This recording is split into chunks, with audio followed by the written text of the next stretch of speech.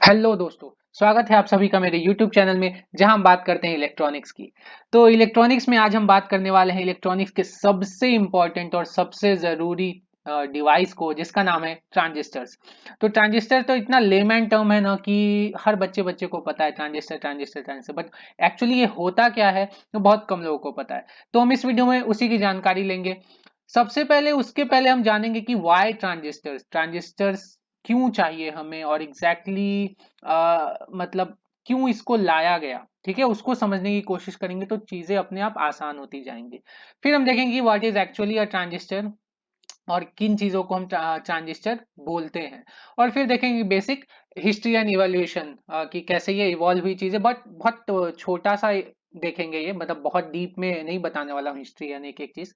जो हमारे काम का है, छोटी छोटी चीजें वो सब हम देखेंगे। ठीक है, तो स्टार्ट करते हैं। तो सबसे पहले जो टॉपिक है, व्हाई ट्रांजिस्टर्स ट्रांजिस्टर्स हमें क्यों चाहिए। तो सबसे पहले जो इसका एक एप्लीकेशन आता है वो यहाँ पे देखो कि सपोज मेरे पास एक ऐसे वायर है। ठीक है, और यहाँ पे कुछ रेजिस्टेंस है। ठीक है, तो इसके अक्रॉस मैंने कुछ वोल्टेज अप्लाई किया है और यहाँ पे कुछ करंट जा रहा है। ठीक है, तो ये क्या आता है, V is equal to I R, जो कि हमें पता है। ठीक है, अब क्या होगा कि अब मुझे इसको कंट्रोल करना है। तो ये यहाँ पे क्या है कि ये जो रेजिस्टेंस है, ये रेजिस्टेंस है, इसको मैं वेरी कर सकता हूँ। ठीक है, इसको मैं वेरी कर सकता हूँ। तो वेरी करते करते कितना कर सकता हूँ, इसको मैं पूरा बहुत लो रेजिस्टेंस भी कर सकता हूँ या बहुत हाई रेजिस्टेंस भी कर सकता हूँ। तो सपोज बहुत लो रेजिस्टेंस किया, तो बहुत लो रेजिस्टेंस किया तो क्या होगा कि ये एक शॉर्ट सर्किट हो जाएगा। ठीक है, शॉर्ट सर्किट होगा मतलब ये as a close switch operate करेगा, क्लोज स्विच। ठीक है, सिमिलरली अगर आर यहाँ का इन्फेनाइट कर दिया मैंने, बहुत हाई कर दिया, तो ये एक ओपन ओपन सर्किट हो जाएगा। ठीक है, तो इसको इट मींस इसको हम एज अ स्विच यूज कर सकते हैं। ठीक है, तो ट्रांजिस्टर को हम एज अ स्विच यूज कर सकते हैं, क्योंकि ये अपने आप के अपने रेजिस्टेंस को वेरी करता है। ठीक है, ट्रांजिस्टर के रेजिस्टेंस को हम वेरी करवा सकते हैं। कैसे करवाएंगे ये हम बाद में देखेंगे। अब बोला ये स्विच का एप्लीकेशन तो हमें पता है, ये तो हमने डायोड से भी किया था। ठीक है, कि डायोड फॉरवर्ड बायस में है, तो मतलब डायोड का करंट अगर इधर से इधर जा रहा है तो ऑन है, इधर से इधर जा रहा है तो ऑफ है। बट वो क्या है, वहां पे प्रॉब्लम क्या थी उस केस में कि ये इनपुट के डायरेक्शन पे डिपेंड कर रहा था ये स्विच की फंक्शनैलिटी। ठीक है, अगर इनपुट हमारा एक लेवल के ऊपर है या नीचे है वो उस पर डिपेंड करता, बट हमें कुछ ऐसा चाहिए जो कि इनपुट पे डिपेंड ना करे कि उसके साथ क्या होने वाला है। ठीक है, सपोज मैं एक स्टूडेंट हूं, तो मुझे क्या पढ़ाना चाहिए स्कूल में, क्या नहीं पढ़ाना चाहिए, मेरे ऊपर डिपेंड नहीं होना चाहिए, टीचर के ऊपर डिपेंड होना चाहिए। ठीक है, तभी एक स्टूडेंट अच्छे से बिहेव कर सकता है। ठीक है, तो यहाँ पे एक थर्ड टर्मिनल का अप्रोच चाहिए, और वो थर्ड टर्मिनल के कारण ही डायोड से ज्यादा अच्छा ट्रांजिस्टर्स को हम बोलते हैं, क्योंकि वहां पे थर्ड टर्मिनल मतलब स्टूडेंट को लाइफ में कैसे बिहेव करना है कैसे नहीं भी, ये एक टीचर डिसाइड करेगा। ठीक है, that's why it is called गुरु। तो ये गुरु डिसाइड करता है।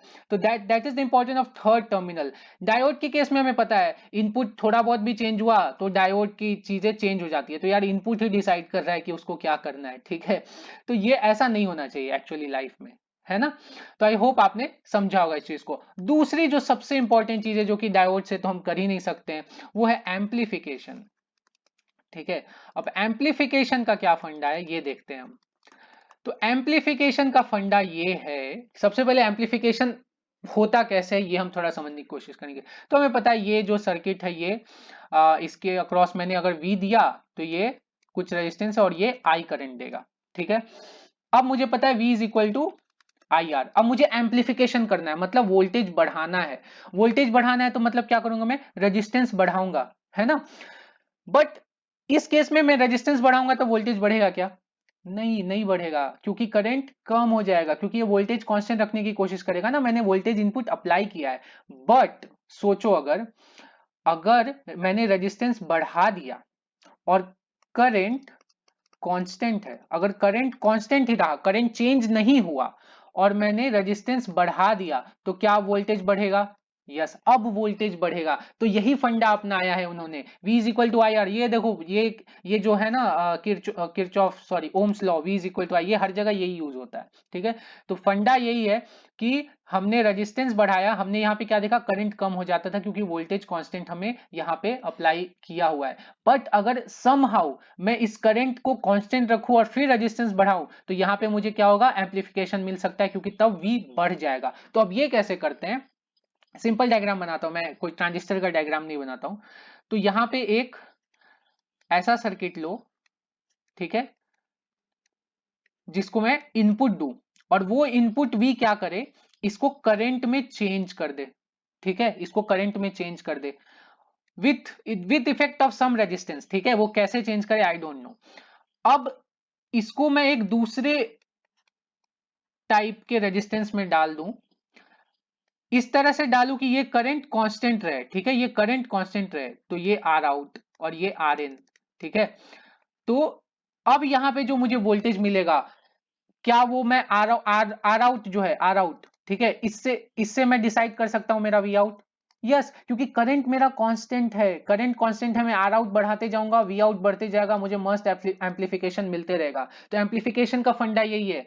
तो ट्रांजिस्टर कैसे काम करता है, तो ट्रांजिस्टर का एक, अब हम आते हैं अपने धीरे धीरे सेकेंड टॉपिक पे, ठीक है, what is a transistor actually. तो देखो, ये कोई भी एक सिंबल बना लो यार, ये ट्रांजिस्टर है, ठीक है। अब अभी के लिए ये सिंबल बनाता हूं मैं ट्रांजिस्टर का, इसके 3 टर्मिनल्स हैं, ठीक है। तो अब ट्रांजिस्टर का क्या काम है, ये मैं यहाँ पे इनपुट दूंगा वी इन, ठीक है। ये वी इन चेंज होगा, जिसके कारण से यहाँ पे कुछ करंट जनरेट होगा, ठीक है, करंट जनरेट होगा। अब ये करंट कांस्टेंट रहेगा विथ रिस्पेक्ट टू वी इन, ठीक है, ये कांस्टेंट रहेगा। अब मैं इसका आर आउट अगर बढ़ाऊंगा, रेजिस्टेंस बढ़ाते गया बढ़ाते गया बढ़ाते गया, तो क्या मेरा वी आउट मुझे ज्यादा मिलेगा, यस। तो that is nothing but amplification. तो हम क्या कर रहे हैं, ये वोल्टेज से करंट में चेंज कर रहे हैं, ठीक है। We are changing something from voltage to current, यहां पे वोल्टेज चेंज हुआ, यहां पे करंट हमें चाहिए, तो इस चीज को क्या बोलते हैं हम, वोल्टेज टू करंट को हम बोलते हैं ट्रांस कंडक्टेंस, ठीक है। अब ट्रांस कंडक्टेंस क्यों बोलते हैं, ट्रांस कंडक्टेंस इसलिए बोलते हैं, कंडक्टेंस का मतलब क्या होता है, उल्टा ऑफ रेजिस्टेंस, ठीक है। रेजिस्टेंस मतलब R is equal to V by I. तो कंडक्टेंस क्या होता है, कंडक्टेंस होता है G, ठीक है, ये होता है I by V।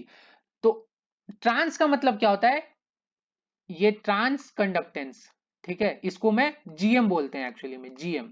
Trans conductance होता है I आउट अपॉन V इन, मतलब दोनों सेम टर्मिनल पे नहीं देख रहे हैं, एक आउटपुट पे और एक इनपुट पे, तो I आउट अपॉन V इन, ये हो गया आपका ट्रांस कंडक्टेंस, क्योंकि आप कंडक्टेंस का क्या कर रहे हो, ट्रांसफर कर रहे हो, you are transferring the conductance, ठीक है। तो इसलिए ये जो ट्रांजिस्टर है, ये यहां ये कैसे आया, एक्चुअली ये हो गया transfer, you are transferring something, and दूसरा आया रेजिस्टेंस, ठीक है।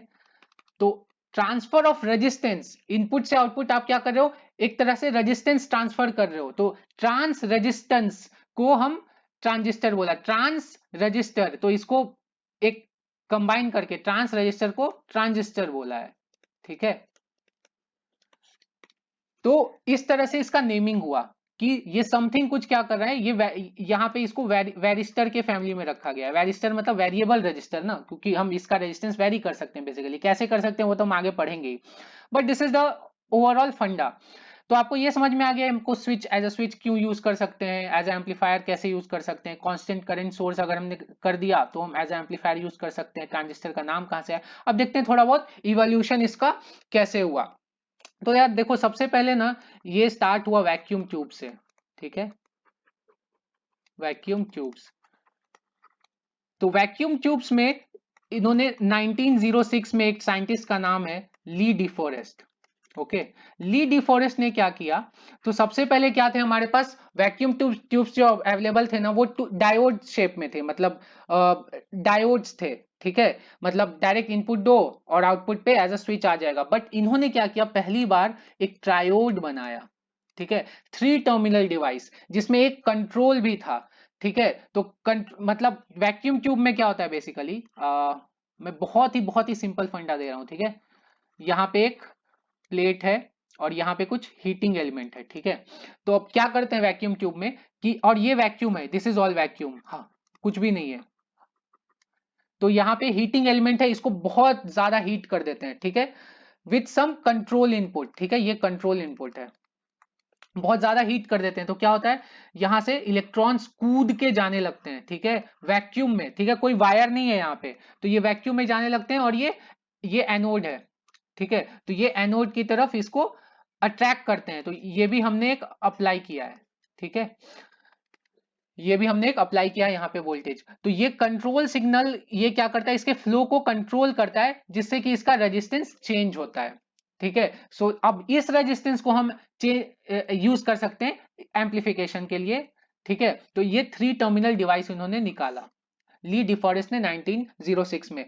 बाद में उन्होंने इस पे काम करते करते पता चला कि 1912 में कि इससे हम एम्पलीफिकेशन भी कर सकते हैं। ठीक है, तो पहले उन्होंने एज अ स्विच बोल के ही निकाला था, ये यहाँ पे TION समझ लो। ठीक है, एज अ स्विच बोल के ही निकाला था, बिकॉज मैंने बताया ना कि 2 टर्मिनल डिवाइस जो थे डायोड टाइप डिवाइस, उसमें क्या इशू है, क्योंकि इनपुट डिसाइड करता है यार कि फ्लो होना चाहिए नहीं, ऐसा नहीं होना चाहिए, इनपुट डिसाइड नहीं करना, कोई भी इनपुट आए मेरे हाथ में पूरा कंट्रोल होना चाहिए, दैट्स व्हाई थर्ड टर्मिनल की जरूरत है। तो पहले डायोड से ही काम करते थे, तो उन्होंने ट्रायोड निकाला, फिर उन्हें बाद में धीरे धीरे पता चला अरे इससे तो मैं एम्पलीफिकेशन भी कर सकता हूँ। तो 1912 में उन्होंने एक डिवाइस बनाया जिसका नाम था ऑडियन। ठीक है, इसका अराउंड गेन था 5 उस समय, तो इन्होंने 3 स्टेज बनाया, तो 3 स्टेज का गेन कितना हो जाएगा, लगभग 125। ठीक है, लगभग क्यों, क्योंकि 5 इंटू 5 इंटू 5 125 होता है, बट स्टिल लगभग 125, because there will be some losses, वो हम देखेंगे क्यों होता है वो लॉसेस जब हम पढ़ेंगे एनालॉग अच्छे से। तो इस तरह से ये बना। अब उसके बाद क्या हुआ, वैक्यूम ट्यूब्स में इश्यूज क्या आते थे कि ये बहुत, एक तो हाई एनर्जी चीज थी, थोड़ी बड़ी थी, और ये मतलब जब फेल हो जाता था, फिलामेंट वगैरह उड़ गया, या इतना हाई वोल्टेज है, कुछ ना कुछ डिवाइस ब्रेकडाउन के बहुत ज्यादा इश्यूज थे, तो फिर हम सेमीकंडक्टर की तरफ मूव करना चाहते थे। तो उसके बाद देखो 1925 में एक साइंटिस्ट थे जिसका नाम था Julius Lilienfeld. Julius Lilienfeld, I don't know मैं सही करेक्ट नाम ले रहा हूँ कि नहीं, sorry for that. Julius Lilienfeld थे एक साइंटिस्ट, उन्होंने क्या, उन्होंने फेट का कॉन्सेप्ट दिया कि फील्ड इफेक्ट ट्रांजिस्टर्स। ठीक है, तो मतलब इलेक्ट्रिक फील्ड चेंज करके हम ट्रांजिस्टर का वर्क करा सकते हैं। तो उनका क्या लॉजिक था कि एक सेमीकंडक्टर ले लो। ठीक है, एक सेमीकंडक्टर ले लो, और एक एक मेटल प्लेट है यहाँ पे, एक मेटल प्लेट है यहाँ पे। ठीक है, और ये 2 टर्मिनल हो गए, और ये कंट्रोल पिन है, डायरेक्टली सेमीकंडक्टर से जोड़ दिया। ठीक है, इस वायर को कंट्रोल पिन। तो अब क्या होगा, ये कंट्रोल पिन से मैं जब वोल्टेज दूंगा तो यहाँ का रेजिस्टेंस चेंज होगा, सेमीकंडक्टर का रेजिस्टेंस चेंज होगा, क्योंकि यहाँ का वोल्टेज इस पाथ को इफेक्ट करेगा। और उसके बाद जब मैं यहाँ, ये 2 टर्मिनल है, ठीक है, ये प्लस माइनस ऐसे दूंगा, तो यहाँ से करंट फ्लो होना चालू होगा, और ये करंट कितना फ्लो होगा ये कौन डिसाइड करेगा, ये कंट्रोल सिग्नल। ठीक है, बट इन्होंने सिर्फ इसका थ्योरी दिया था फील्ड इफेक्ट ट्रांजिस्टर का, कि इस तरह से होगा, बहुत अच्छे से बताया भी था। बाद में कुछ कुछ खुद भी काम किया था इस पे, बट कुछ तो पॉलिटिक्स के कारण, कुछ तो और भी इश्यूज के कारण चीजें सामने नहीं आ पाई, और सेमीकंडक्टर में भी इतना ज्यादा क्या बोलते हैं इनोवेशन हुआ नहीं था। तो ये सब मेटल सेमीकंडक्टर बॉन्ड्स, ये सब अच्छे से बॉन्डिंग हो नहीं पाती थी इनकी, जिसके कारण से इसके एक्सपेरिमेंटेशन में इशू। इसके बाद बहुत सारे साइंटिस्ट ने काम किया, खास के एक साइंटिस्ट है विलियम शॉकली। मतलब आप ट्रांजिस्टर पढ़ रहे हो तो इनका नाम तो आपको हर 2 साल 1 साल में आएगा ही, बिकॉज इन्होंने मतलब ट्रांजिस्टर पे तो ऐसा ठान लिया था, मुझे ट्रांजिस्टर पे ही जिंदगी भर काम करना है। बेल लैब्स में ये काम करते थे विलियम शॉकले। तो इन्होंने काफी काम किया इनकी टीम ने कि ये फील्ड इफेक्ट ट्रांजिस्टर पे हम कैसे इस पे और डिवाइसेस बना सकते हैं। But due to some politics, patent issues भी थे, इन्होंने पेटेंट करा लिया था, तो विलियम शॉकले को पेटेंट नहीं मिल रहा था, तो फिर धीरे धीरे वो काम आगे नहीं बढ़ा इनका।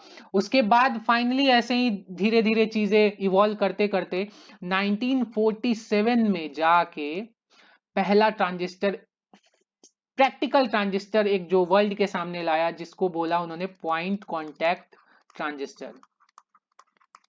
ठीक है, पॉइंट कॉन्टैक्ट ट्रांजिस्टर। और ये बनाया था दो मेन साइंटिस्ट थे, John Bardeen and Walter Bretton. Okay, ये दो मेन साइंटिस्ट थे।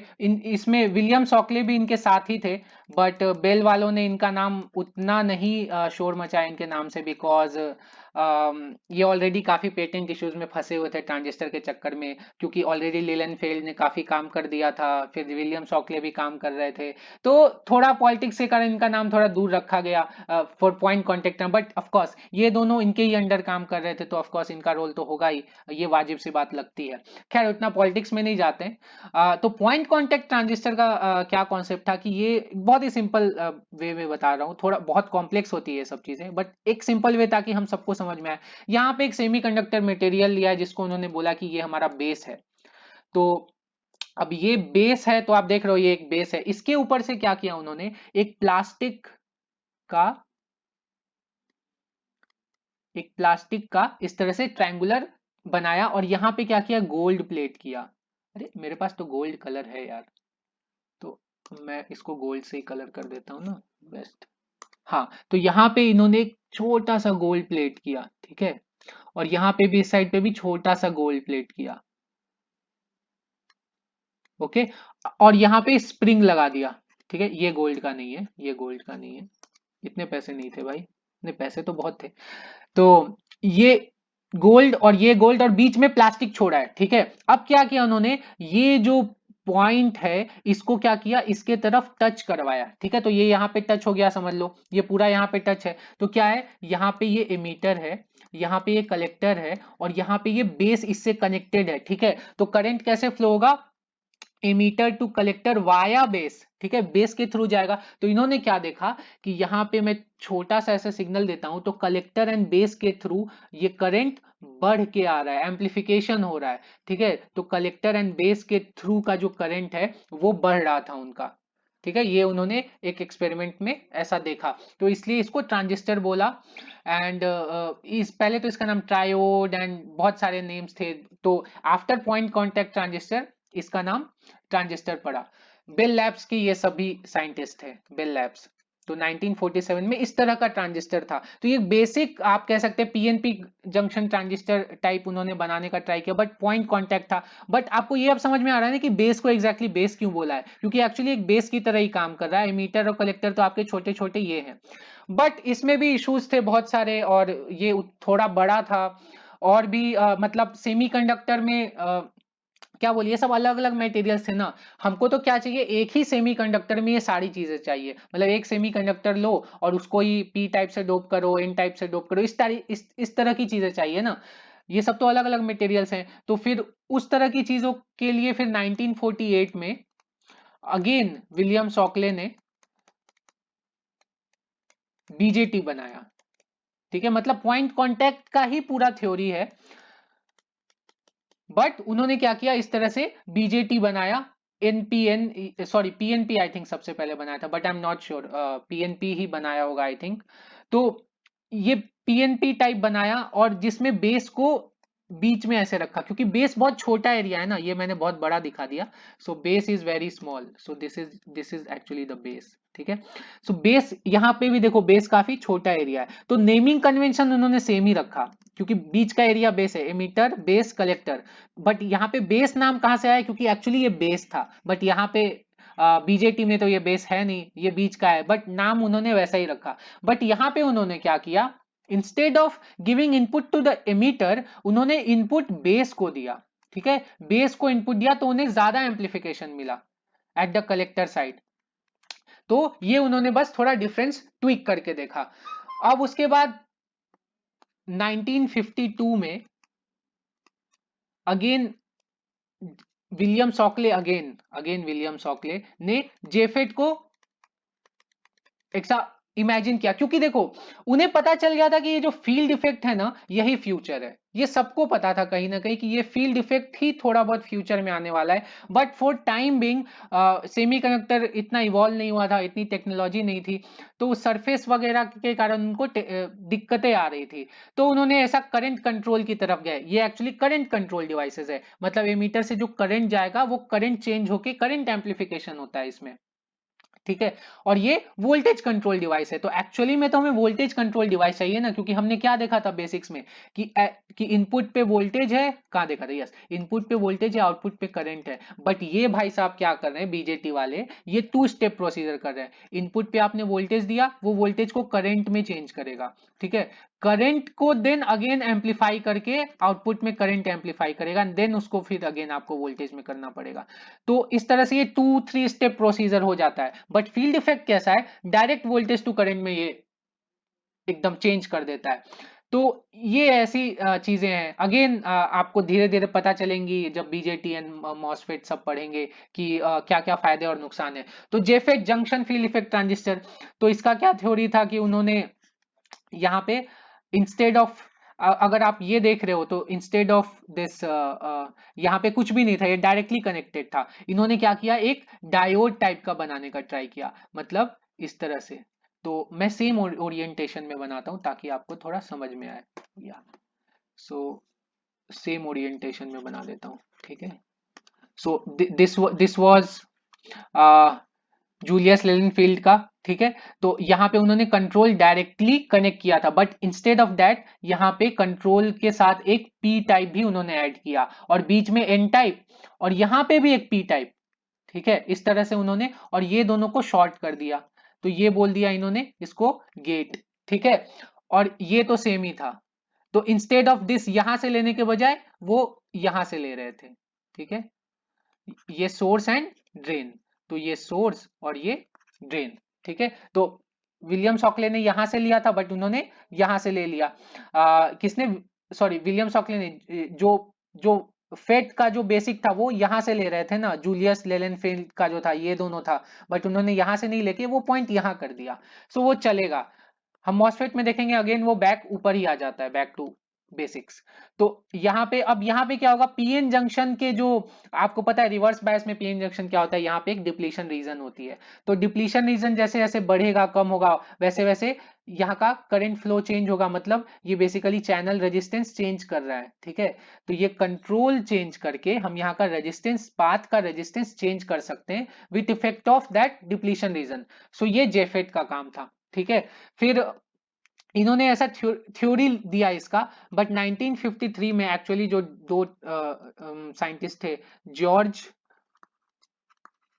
डैसी एंड आयन रॉस, इन्होंने इसको प्रैक्टिकली बनाया जेफेट को और ऐसा प्रेजेंट किया, ठीक है। तो ये जेफेट हो गया।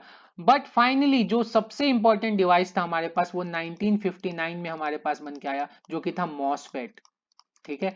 तो मॉसफेट का मतलब है, फेट तो आपको पता है field effect transistor, MOS is metal oxide semiconductor, तो वो हम देखेंगे क्या है। तो वो बनाया गया है मोहम्मद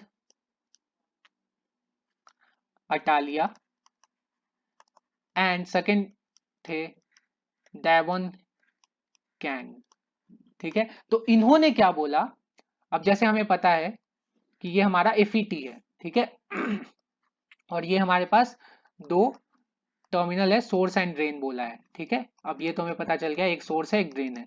अब instead of directly connecting it, बहुत सारे एक्सपेरिमेंट्स हुए यार, इस पे कितना मैं आपको बताऊं, बहुत सारे एक्सपेरिमेंट्स हुए कि क्या कनेक्ट करेंगे कि प्रॉपर कंट्रोल होगा, सरफेस इश्यूज आ रहे थे। बट उन्होंने क्या बोला कि instead of all this things हम क्या करते हैं, यहाँ पे एक ऑक्साइड यूज कर लेते हैं और यहाँ पे एक मेटल यूज कर लेते हैं, ठीक है।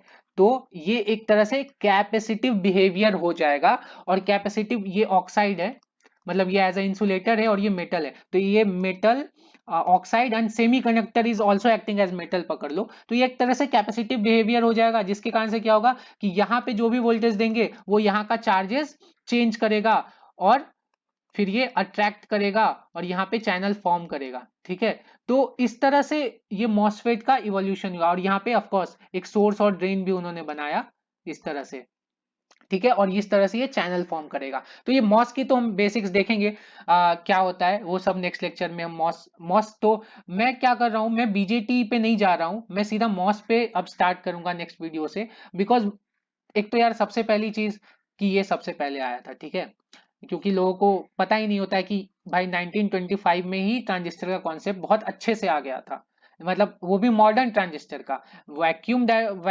ट्रायोड्स वगैरह का तो बात अलग है, बट मॉडर्न ट्रांजिस्टर का कॉन्सेप्ट यहीं पे आ गया था।